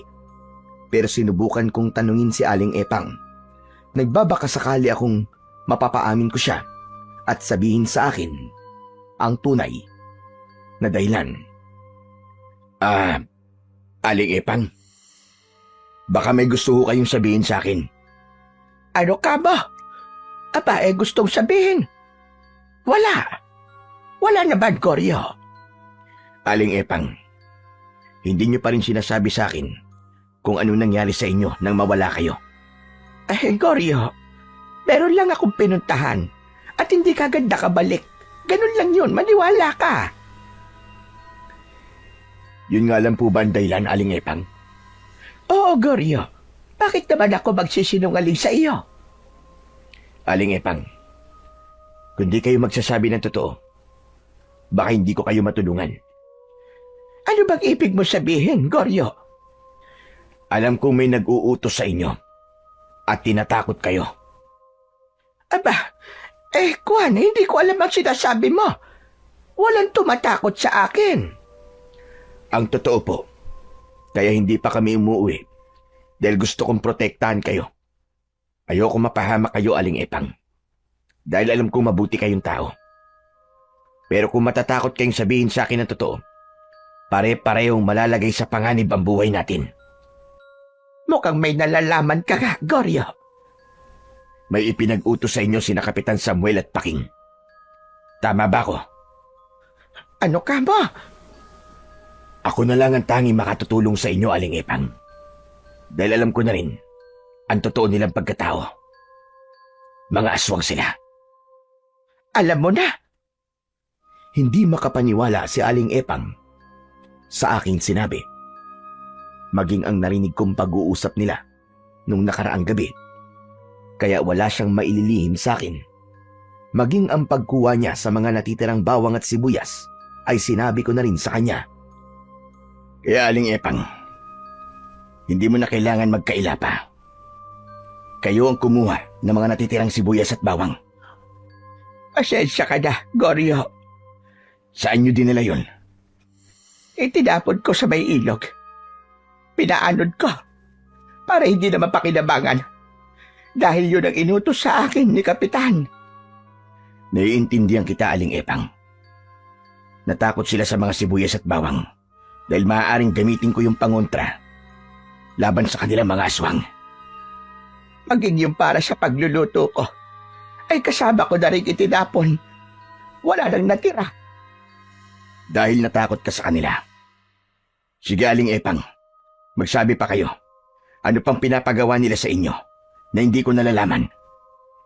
Plano nilang patayin kayo mag-ama. Ngayong gabi. Kaya ba, pinagbabawalan mo kaming umuwi? Oo, Goryo. Dahil ako ang siyang mapapahamak kapag hindi ko sila sinunod. Papatayin nila ako at ipapalapa sa mga aswang na kumakain ng laman loob ng tao. Kaya di na baling mapahamak kami ni Kaloy. Mailigtas niyo lamang ang sarili niyo, ganun ba? Patawad, Goryo, patawad. Ayoko rin gawin yon, pero natakot talaga ako, naguguluhan ako. Hindi ko alam ang aking gagawin. Ayoko pag mamatay. Tapos sa kamay pa ng mga aswang. Kakaibang uri sila ng aswang. Hindi sila aswang bangkilan na pumatay sa asawa ko. Mga aswang pa rin sila na dapat mong pagigantihan. Huwag na kayo mag-alala, Aling Epang. Akong bahala sa inyo. Hindi ko kayo pababayaan. Paano, Goryo? Paano? Ano ang gagawin mo? Makakaya ko silang harapin. Makakaya mong harapin ang mga aswang. Alam mo ba sinasabi mo, Goryo? Gusto mo bang ipahamak ang buhay mo? Hindi. At alam kong makakaya ko sila gamit ang mga armas na taglay ko. Kaya ngayon naman, ay ako makikiusap sa iyo. Ako naman ngayon ang humihingi sa inang pabor. Ng tulong. Anong tulong, Goryo? Sabihin mo. Kung paano natin malilipol ang mga aswang na naninirahan sa lugar na ito. Lalo ng kanilang pinuno na sina Kapitan Samuel at Paking. Gusto mong tulungan kita, ganun ba? Oo, yun ang dapat mong gawin, Aling Epang. Kalimutan mo na ang anumang sinabi nila sa'yo. Alisin nyo na rin ang takot sa kanila. Tayo ang nararapat na magtulungan para sa ating kaligtasan. Kaya kinausap ko si Aling Epang kung paano niya ako matutulungan para gawin ang naiisip ko na plano. Pinakinggan naman akong mabuti ng matandang babae. Alam kong nakuha ko rin ang kanyang tiwala. Dahil nga walang katiyakan ang anumang ipinangako sa kanya ng mga kampo ng dilim. Anumang oras ay maaaring magbago ang isip ng mga ito. Posibleng lalo niyang ikapahamak. Ang naging pag-uusap pala namin ni Aling Epang ay napakinggan ni Kaloy. Tay, bakit hindi niyo ako sinasama sa plano niyo ni Aling Epang? Anak, mas maigi kung hindi ka na makikialam. Delikado ang gagawin namin, anak, para sa isang batang kagaya mo. Hindi po ako papayag. Kailangan kasama po ako. Gusto ko rin po makatulong sa inyo, Tay. Pero anak, madadamay ka lang. Kaya ko na po. Gusto ko rin po lumaban sa mga aswang. Hindi ako natatakot sa kanila. Wala akong nagawa, kundi ang pumayag na lamang sa ibig ng aking anak. Kung hindi ko siya isasali sa aking plano, baka lalo lang may hindi magandang mangyari. Mas mainam na kasama ko siya para anumang oras ay naroon ako para protektahan siya. Kaya ang naging pag-uusap namin ni Aling Epang at ang binuo naming plano ay inumpisahan ng gawin ng matandang babae. makikipagkita siya kina Kapitan Samuel at Paking ayon sa aming pinagkasunduan. Kaya iyon ang ginawa niya. Alam kong may maganda kang balita sa amin, Epang. Opo, Kapitan Samuel. O ano? Wala na ba mga produktong ipinatapon ko sa'yo? Alam mong ayaw na ayaw naming makaamoy nun. Wala na. Nagawa ko na ang utos nyo, Kapitan. Ibig sabihin, malaya na kaming makakasugod sa bahay mo para patayin ang mag-ama. Oo, Kapitan. Katunayan nga pinigilan ko silang umalis dahil nagpaplano silang kumuha uli ng mga paninda nila. Magaling. Tama ang ginawa mo na pigilan sila.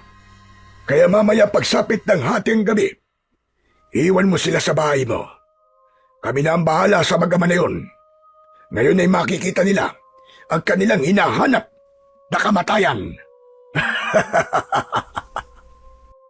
Matapos ang naging pakikipag-usap ni Aling Epang kina Kapitan, ay bumalik siya ng bahay at sinabi niya sa akin ang ibig mangyari ng mga ito. Tama ang hinala ko, na pinagpaplanuhan nga nila akong patayin sapagkat alam nilang ginagamit kong panlaban sa kanila ang bawang at sibuyas. Kaya ito ang una nilang ginawan ng paraan para mawala at hindi maging hadlang sa kanilang plano. Pero nagkakamali sila dahil nakapagtabi na ako ng sapat na bilang ng sibuyas at bawang para gamitin kong panlaban sa kanila. Salamat at ipinaalam mo sa akin ang ibig nilang mangyari, Aling Epang. Oo, Goryo. Dahil higit ako nagtitiwala sa iyo. Alam kong ikaw ang tangi kong kakampi. Dahil tayo magkauri, sila'y masasama. Mga kampon sila ng demonyo. Kaya wala silang ibang hangad kundi ang mawala tayo sa landas nila para lalo nilang magawa ang kanilang masamang balak. Anong gagawin ko, Goryo? Tiyak mamaya pagsapit ng hating gabi ay darating sila rito para patayin kayo mag-ama. Basta, aalis ka, Aling Epang, pagsapit ng oras na yon. Isasama mo si Kaloy. Ngunit paano ka, Goryo? Napag-isipan ko na ang gagawin ko, Aling Epang. Ako na ho ang bahala sa sarili ko. Ikaw ang bahala. Magtiwala ka sa akin, Aling Epang. Kaya ko silang harapin at titiyakin kong mauubos ang mga aswang sa lugar na ito. Kaya bago pa sumapit ang hating gabi, ay naghanda na kami. Binigyan ko ng sibuyas at bawang na nabudburan ng pulbos sina Aling Epang at Kaloy. Ipinaliwanag ko rin sa kanila kung paano nila yon magagamit para sa mga aswang na maaaring umatake sa kanila. Ito pong gagamitin namin laban sa mga aswang na susugod sa amin, Tay. Oo, Kaloy. Kayo ni Aling Epang ang magkasama. Kaya mag-iingat kayo. Oo, Goryo. Iingatan ko ang anak mo. Ang bawang at sibuyas na ibinigay ko sa inyo ang makakatulong sa inyo. Kaya ingatan niyong hindi mahulog ang mga yan. Nang sumapit na ang takdang oras na inaasahang pagdating ni na Kapitan Samuel, ay pinaalis ko na sina Aling Epang at Kaloy para yon sa kanilang kaligtasan. Kung may mga aswang man na atake sa kanila, ay alam kong maipagtatanggol nila ang kanilang mga sarili sa tulong ng ibinigay kong bawang at sibuyas. Kaya nang sumapit ang hating gabi, ay ramdam na ramdam ko ang kakaibang ingay mula sa labas ng bahay ni Aling Epang. Sumilip ako sa bintana at nakita ko na napapaligiran ang bahay ng iba't ibang uri ng aswang. Naroon na rin sina Kapitan Samuel at Paking. Nagbigay ng utos si Kapitan Samuel sa mga kampon niyang aswang. Sige na! Pasukin niyo na mag-amang tindero! Kayo na ang bahala sa kanila! Kung gusto niyo gawin sila pagkain, kayo na ang bahala! Basta tiyakin niyo lamang, napapatayin niyo sila! Nag-uunahan pang pumasok ng bahay ang mga aswang na inutusan ni Kapitan Samuel, pero nagkakamali sila ng kanilang plano. Kaya hinanda ko muna ang akin sandatang patalim na pilak. Ito ang una kong gagamitin kapag may aswang na pumasok sa loob ng bahay. Kaya nang makapasok ang ilang aswang, pagkatapos nilang sirain ang pinto ng bahay, ay agad kong ibinaon sa kanilang katawan ang aking hawak na patalim. Dahil gawa yun sa pilak, matindi ang naging epekto nito sa aswang na masusugatan sapagkat agad itong titimbuang at mamamatay. Hindi na nakalabas ang mga aswang na pumasok sa loob ng bahay ni Aling Epang. Kaya alam kong nagtaka si na Kapitan Samuel. Dinig na dinig ko ang mga sigaw nila. Ano nangyari? Ba't hindi na kayo lumabas dyan? Kapitan, mukhang naisahan tayo ah. Imposible yun, Paking. Malinaw ang naging biling natin kay Aling Epang. Pero nasaan na ang matandang babaeng yun? Kapitan, naisahan nga tayo. Nilinlan tayo na matandang babaeng yun. Hayop siya. Magbabayad siya! Hindi ko na napigilan pa ang sarili ko. Nanggigigil na akong harapin ng mga kampon ng kadiliman. Kaya lumabas na ako ng bahay. Nag-aabang ang mga aswang sa labas. Ganap ko nang inihandaan sarili ko para harapin ang mga nakakatakot na nilalang. Akala nyo yata'y may isahin nyo ko. Kayo ang naisahan ko dahil napagandaan ko kayo. Ang lakas din ng loob mo. Minamaliit mo ba ang kakayahan namin? Huwag kang hambog. Sa dami ng mga aswang na makakaharap mo ngayon, magkakapira-piraso katawan mo. Yun ay kung kaya nyo. Sumenya si Kapitan Samuel. Inutusan niya ang mga alagad niyang naroon. Kaya bago pa makalapit sa akin ang mga inutusan niyang iba't ibang uri ng aswang, ay inihagis ko na ang bawang sa kanila. Gaya ng una, ang naging epekto ng bawang na binudburan ko ng pulbos ay agad na naglabas ng kakaibang amoy na hindi nagustuhan ng mga aswang. Ang baho ng amoy! Hindi ko kaya! Sumasakit ang ulo ko, Kapitan! Bakit meron pa rin siyang bawang at sibuyas? Hindi maaari ito! Niloko tayo ni Aling Epang. Niloko niya tayo! Galit na galit si Kapitan Samuel. Muling nag-utos ito para sugurin ako ng iba pang mga aswang. Ano pag ginagawa niyo? Pagpirapirsuhin na ang lalaking yan! Sige na! Mula sa bulsa ng pantalon na suot ko, ay kinuha ko naman ng ilang piraso ng sibuyas at ibinato yun sa papasugod ng mga aswang. Sa bawat paghagis ko nun at bumagsak sa lupan sibuyas, ay lumilikha yun ng pagsabog, kaya tumitimbuang talaga ang mga aswang at hindi na sila makalapit sa akin. Kitang-kita ko sa muka ni na Kapitan Samuel ang gulat dahil hindi nila inaasahan ang ganung uri ng pagsabog mula sa sibuyas. Kaya lamang, wala akong kamalay-malay na may mga uri pala ng aswang na may kakaibang kakayahan. Nagagawa nilang magbago ng anyo para maging maliit na hayop at nagawa nilang makagapang patungo sa aking likuran. At nang naroon na sila, pinigilan nila ako para hindi na ako makapagtapon pa ng bawang at sibuyas. Nawala na ang bisa ng inihagis kong bawang. Naglaho na ang kakaiba nitong amoy, kaya kailangan maghagis ng panibago. Pero paano ko gagawin yon kung hawak na ng aswang ang aking mga kamay? Ungas! Akala mo yata'y may isaan mo kami. Mas matalino ang mga alagad ko kaysa sa'yo, Goryo. Paano ka ngayon? Kung ako sa'yo, magdasal ka na. Dahil ngayon na ang kamatayan mo. Asa na ngayon ang yabang mo? Hanggang diyan ka lang pala. Habang hawak ako ng mga aswang, ay natanaw ko sa di kalayuan sina Aling Epang at Kaloy. Lumabas na sila sa kanilang pinagtataguan. Kitang-kita ko ang ginawa nilang pagsunod upang ako'y tulungan. Hinagisa nila ang mga aswang ng hawak nilang bawang at sibuyas dahil galing sa likod ang dalawa. Kaya hindi nakaiwas ang mga aswang at tumama ang mga yon sa katawan nila. Sumabog ang sibuyas. Ang mga hindi naman tinamaan ay sumakit ang ulo dahil hindi kinaya ang inilabas na amoy ng mga bawang at sibuyas. Maging ang aswang na may hawak ng mga braso ko ay nataranta at binitiwan ako. Hindi nila kayang matinding amoy. Kaya nang mabitiwan ako, ay sinamantala ko ang pagkakataon para isa-isang ihagis na rin sa kanila ang mga sumasabog na sibuyas. Nagkanya-kanya ng takbo ang mga aswang. Subalit dahil sa matinding amoy, ay nakakaramdam sila ng matinding hilo. Kaya hirap silang makalayo. Bagkus ay nagsibagsakan na sa lupa. Nagtulong-tulong kami ni Aling Epang at Kaloy upang tiyaking mauubos ang mga kampon ng kadiliman. Kaya gamit ang kapangyarihan ng bawang at sibuyas, ay tiniyak naming walang makakaligtas, isa man sa kanila. Maging sina Kapitan at Paking ay tumimbuwang at habol ang kanilang hininga. Kaya nilapitan ko sila at itinarak sa kanilang katawan ang patalim na pilak upang matiyak ang kanilang kamatayan. Kumisay-kisay pa sila nang ibaon ko sa katawan nila ang patalim.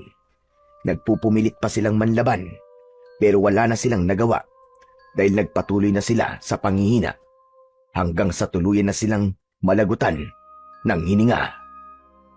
Pinagsama-sama namin ang mga bangkay ng aswang na nagkalat sa paligid at hinagisan yun ng sibuyas hanggang sa masunog ang mga ito. Yan ang nababagay sa mga masasamang nilalang na katulad ninyo. Ang mamatay sa init ng apoy. Ama lang po na masunog po sila, tay. Mga kampon sila ni Satanas. Diyan sila nababagay. Muntik na nila akong balilang. Ngayon ko naintindihan kung bakit kayo napadpad sa baryong ito, Goryo. Dahil ikaw ang magiging tagapagligtas at lilinis sa lugar na ito mula sa lumalaganap na kasamaang hatid ng mga kampon ng kadiliman. Yun talaga ang tungkulin ko, Aling Epang. Bagay na hindi ko matatakasan dahil yun ang nakatadhana sa akin. Tay, matagal niyo pong itinago sa akin ang tungkol dito. Dahil ayoko madamay ka, anak. Pero ngayon, alam kong magiging katuwang na kita para ipagpatuloy ang aking misyon. At handang-handa po akong tulungan kayo, tay. Papatayin natin ang lahat ng mga aswang na naghahatid ng takot sa lahat ng mga tao. Maraming salamat sa tulong niyong mag-ama. Malabang, bahagi na rin ng mga aswang na yon ang pumatay sa asawa ko. Ngayon, tiyak na mas marami na kayong magiging suki. Tapos na ang dilim dito sa baryo. Ang mga natitirang naninirahan dito ay matagal lang naghihintay na makagamit uli ng bawang at sibuyas sa kanilang pagluluto.